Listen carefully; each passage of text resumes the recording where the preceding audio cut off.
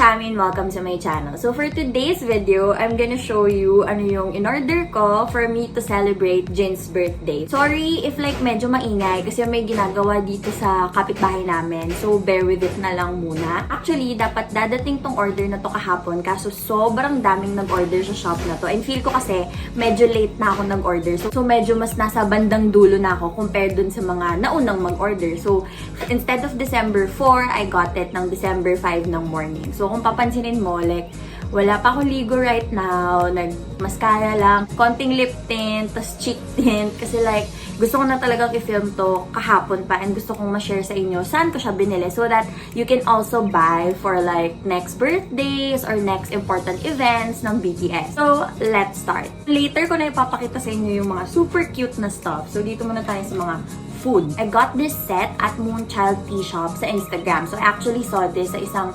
co-army na pinakilala sa akin. I saw it on her Instagram. I checked it out and nagustuhan ko yung parang mga packages nila for like yung B-release album, yung birthday ni Jimin, and etc. Like, hindi lang actually BTS, meron din silang mga K-drama celebration, other K-pop groups. So, you need to check out this shop kasi sis, hindi ko pa nga nabubuksan pero excited na ako kasi it looks super cute. So, first is, meron siyang kasamang 2 na milk tea. So, I ordered taro and I ordered Okinawa. So, hindi kasi ako masyadong ma-milk tea na person. So, I don't know what's the difference. So, minsan lang ako mapainom ng milk tea pag nagustuhan ko talaga. So, I'm just gonna pick this kasi purple, pink. I'm just gonna give this to my grandparents later after filming. So, I'm gonna try taro. Sana magustuhan ko. Pero feel ko naman mukhang siyang masarap. And I think 25% sugar lang. Ganun lang ako pag nagmi-milk tea eh. So, let's try.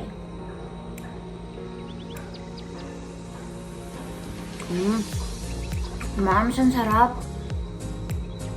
Minsan ko lang magustuhan ang milk tea. Like, mapili talaga ako sa mga milk tea iniinom ko. But this is like, sarap. As in, hindi siya super tamis. Kasi yun yung ayoko sa milk tea. May mga milk tea like kahit 0 sugar, super tamis pa din. Parang ayoko sa'yo mag-film ko na uminom, pero like later na lang to. So, sis, gusto ko rin tikman. Ang sama ng ugali. Pero, feel ko naman dahil masarap to, for sure, masarap na nito. So, ibibigay ko na nga lang to sa grandparents ko. So, next, I think this is yung cupcake. Super cute ng packaging, like, very on-brand ni Jin, like, pink. Tapos, I think, ito ata yung nakapag-partner sila with this shop also, which is yung name niya is Bobby. So, yan yung logo nila.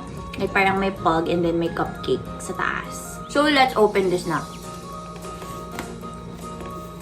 Ayoko siyang sirain, kaya just gonna remove it ng pag ganito instead of like cutting it. Kasi pwede ko itong magamit eh for DIY stuff, ganyan, or basically anything pang design or something here sa room. So, excited na ako makita. Oh my God! Ang sarap niya, mga Mars! Sakto, hindi pa ako nagbe-breakfast at lunch at gusto ko na lang talaga itong kainin lahat ngayon. Magbukbang na lang pala ito. So, kinamay ko na lang siya. Malinis naman yung kamay ko kasi tinatamad na ako kumuha ng spoon and fork sa baba. So, kinuha ko yung pink kasi syempre, Jin. So, let's try.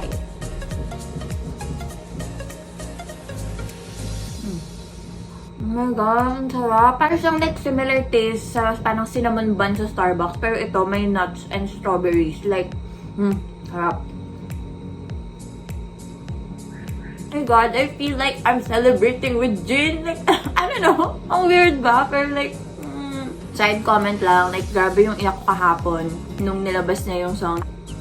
I don't know. I just feel super sad na nung nakita ko yung lyrics and yung letter, parang hindi ko na imagine na parang ganun yung nafe-feel ni Jin. Like, he thinks he doesn't deserve all the achievements that they're getting right now. Although, napansin ko nga sa Life Goes On interview and music video na parang may something off sa kanya.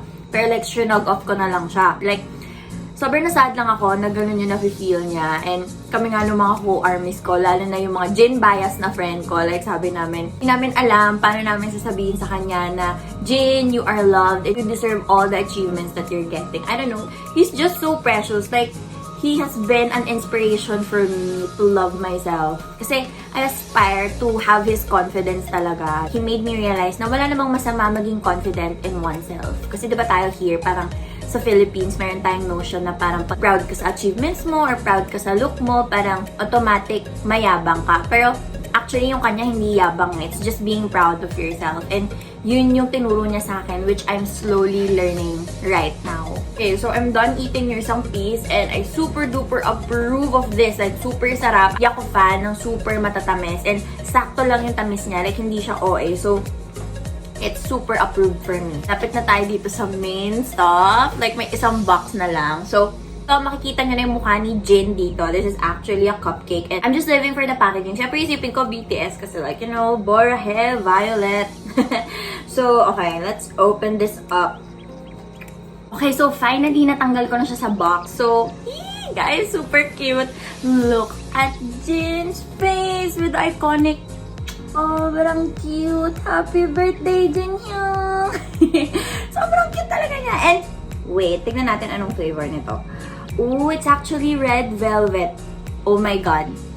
Diba yesterday sa live ni Jin, I'm not sure if I'm correct. Red velvet din yung cake na kinain niya. So like, if I'm correct, I feel like I'm celebrating his birthday with him then. Ayoko tong kainin. Like legit, sobrang ganda lang. Pwede ba?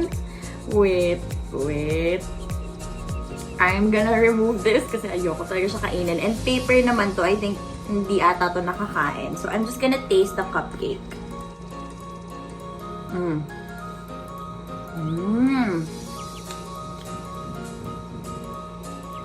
Wow. Nagulat ako kasi I expect na pag red velvet cupcake, like super tamis. And ito like super sakto lang yung taste niya. Like hindi siya OA or hindi siya like nakakaumay na tamis. Like sakto lang. So, perfect to for me kasi hindi nga talaga ako mahilig sa sweets.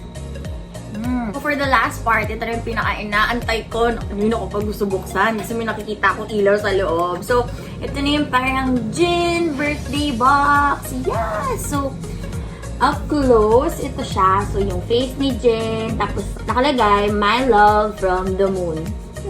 May other words din nakalagay like, I will orbit you, I will become your light, I will stay by your side, all for you. My name and then under it, Blue Shine by Existing. Like, I super love the concept. And then, she just put her sponsors and then yung collaboration with Bobby's, yung masarap na parang mga cinnamon kanina.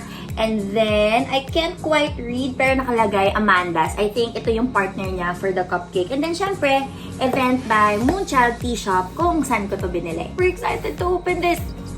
Okay, let's go. Oh my God! Wala! Ang ganda niya! Oh my God, guys! Look! So, oh my God, it's just full of Jin. So, here's Jin. Nakalagay, happy birthday, Kim Sok Jin, with the other stuff inside. Sobrang, I love this concept na may pa-fairy lights pa. Sobrang shala nitong shop na to. As in, pink pa. Like, sobrang branding ni Jin. Like, so, papakita ko na sa inyo isa-isa yung laman ng loob. So first, ito yung fairy lights. I'm gonna use it as a design here sa room ko. And sobrang ganda kasi tinawag may battery pa talagang included. Girl, as a com art student, girl, the packaging is like 100% approved for me. Like, sobrang effort and sobrang branding lang talaga ni Jin. Like, if you see it, you're gonna think Jin. Next is yung parang cup sleeves. So, nakalagay dito, Kim Sok Jin, Happy Jin Day. Tapos yung date ng birthday niya, which is December 4, 1992. Yan siya. And then, actually, dalawa siya. So, I think I'm gonna give this to, like, my friend na Jin bias din, si Arshel. Hi, Arsh! I'm gonna give this to you kasi, for sure, magugustuhan niya to kasi para namin bias si Jin. Next is yung parang photo cards. Imagine may photo cards din siya, sis. Like, big hit is shaking.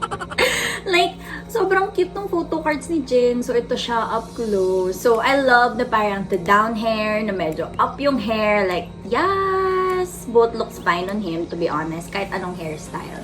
So, sa likod, nakalagay, you are my earth and all I see is you. I am just gazing at you like this.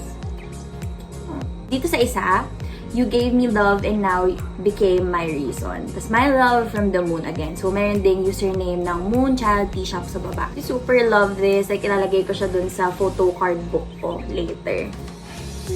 So next is parang photo card-ish din. Pero ito yung mas glossy na version. I think, sabi nila, nasa scan daw to. Tapos may lalabas na something. So I'll show you guys later kasi I'm using my phone right now. So I'm just gonna insert a clip. Like same lang naman the picture pero later on, if skinan natin siya, baka naman different yung lumabas. Kalagay, 1992, December 12. So, sobrang ganda talaga ng design. Like, the moon, the orbits, the planet. Like, it just screams Jin.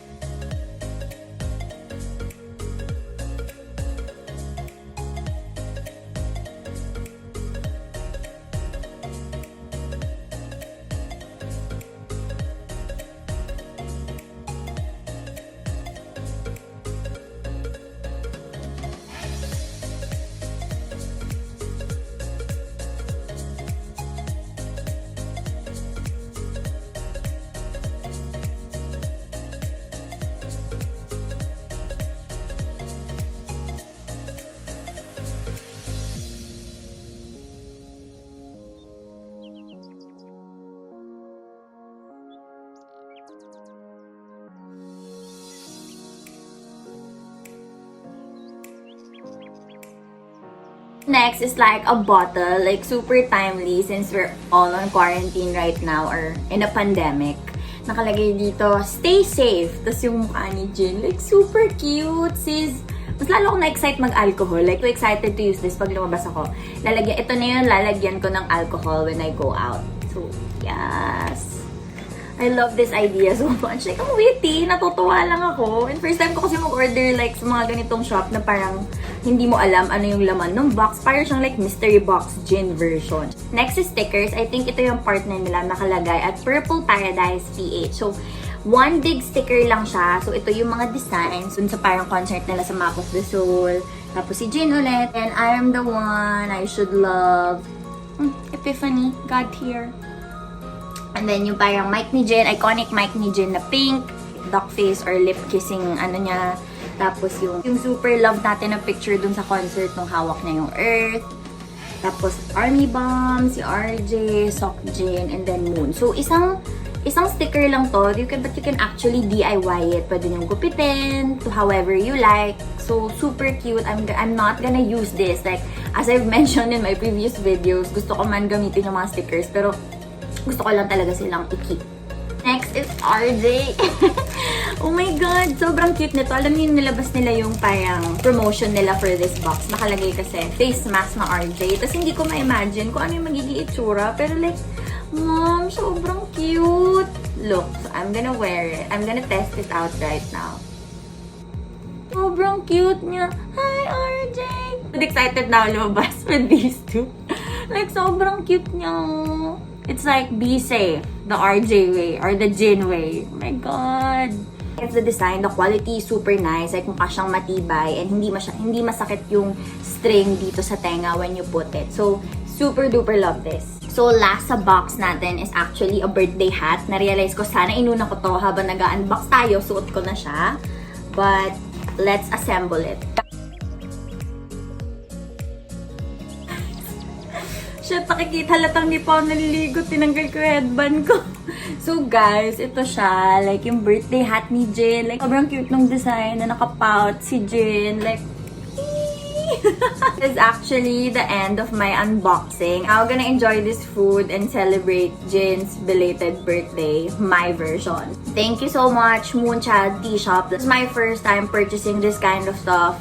And hindi ako na-disappoint. Like, super worth it ng everything. Ganda ng quality. Super sarap ng food. It's super worth it. So, go check out their shop. It's not a paid promotion. Like, sobrang natuwa lang talaga ako sa shop na to. And I'm super happy. And I'm now gonna enjoy my food and celebrate Jin's birthday. So, thank you so much for watching, guys. And stay tuned for my next video because I'm gonna have a Shopee haul ng mga room furniture, room decoration, clothes, accessories, like super duper affordable. So I hope you like this video, guys, and don't forget to like and subscribe to my channel. Happy birthday, Jin! Bye!